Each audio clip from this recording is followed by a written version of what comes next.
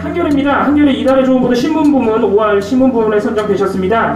올해 5월 5.18은 38주기였는데 이번에 또 새로운 진실들이 하나하나 나오고 있습니다. 이번에 한겨레가 집중해서 보도하신 점은 5.18 광주민주화운동 당시에 여성 성폭행 및 고문에 대해서 한겨레가 열심히 보도를 하셨습니다. 사실 이 부분은 지금까지는 잘 이슈화가 되지 않고 심지어 알려지지도 않았던 점인데요.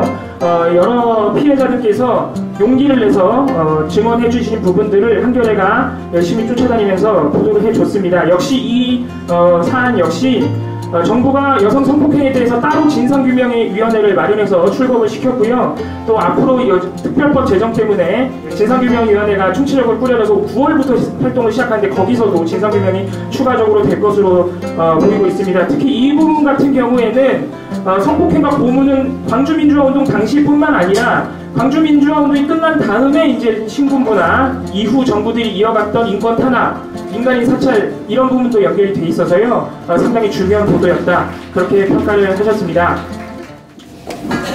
안녕하세요. 한겨레신문 정대일 기자입니다.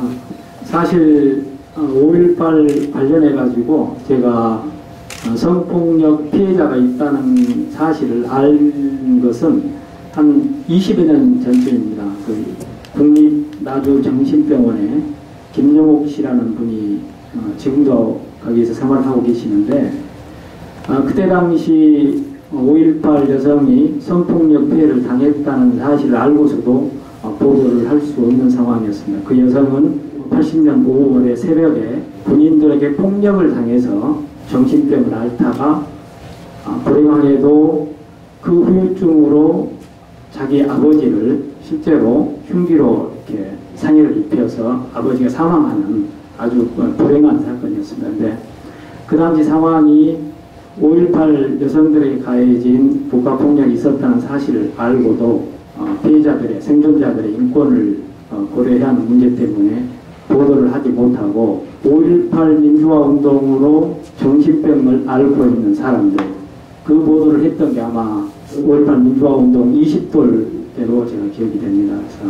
그래서 5.18 여성 성폭력, 성폭행 그리고 성고문 이것은 이제 5.18 역사 쓰기 뿐만이 아니라 검찰, 법원에서도 블랭크, 공백으로 남아있던 부분입니다. 물론 언론에서도 마찬가지였고요. 이것은 알고 있으면서도 아하 그럴 것 같다고 하면서도 취재를 하지 못했던 영역인데 사실 이번에 저는 5.18 38도를 맞아서 문재인 정부 들어서서 과연 5.18 진상규명의 마지막 기회가 될지도 모르는데 어떤 과제를, 어떤 숙제를 던져줘야 되는가 이런 것을 고민하다가 그동안 잘 알려졌던 지휘권 유언화 문제라든가 발포명령 그리고 민간인 학살 그리고 이제 아직까지는 전혀 밝혀지지 않고 있는 안매장 부분 이 세 가지를 생각을 해서 그 관련자들을 찾아서 구체적으로 5.18 문제가 38년이 지났지만 아직도 우리의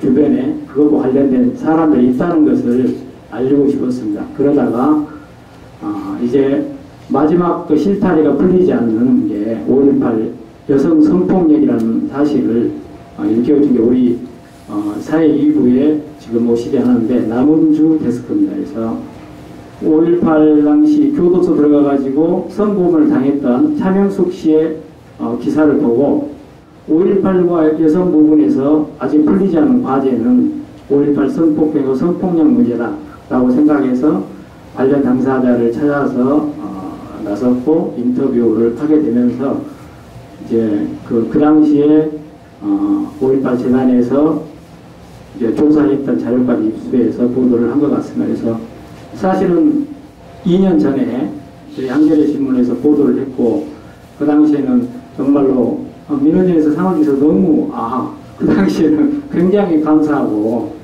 그래서 기쁜 마음으로 상을 받았는데 이번에는 보도를 하고 마치고 나서도 지금도 여러 가지로 이 가슴이 좀 먹먹한 게 몇 번의 보도를 하는 도중에 어떤 분이 문자를 하나 보내셨어요. 그래서 지금 와서 이 보도를 한다고 무엇이 달라질까요? 라고 저한테 문자를 보내오셨더라고요. 그래서 무엇이 달라질 수 있을까라는 부분을 보도하면서도 좀 내내 생각을 했고 그리고 정부의 진상규명위원회가 생기고 그 진상규명위원회 전에 공동조사단이 꾸려졌지만 정말로 정부가 진정성을 갖고 예선 생존자들의 입장을 충분히 고려해서 조사가 될 수 있도록, 그리고 5.18 역사 쓰기에서 공백이 된 부분에 공백을 메꿔주는 역할을 할 수 있도록 끊임없이 관심을 갖고 보도를 해야 되겠구나,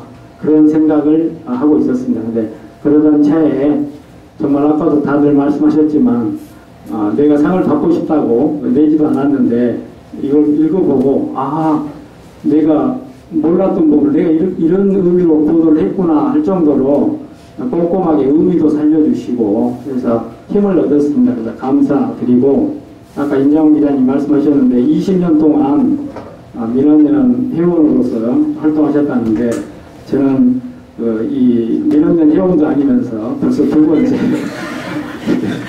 상을 받게 돼서 정말 감사하고 죄송한데 공개적으로 오늘 나가기 전에 회원 가입서를 쓰고 나서서 감사합니다.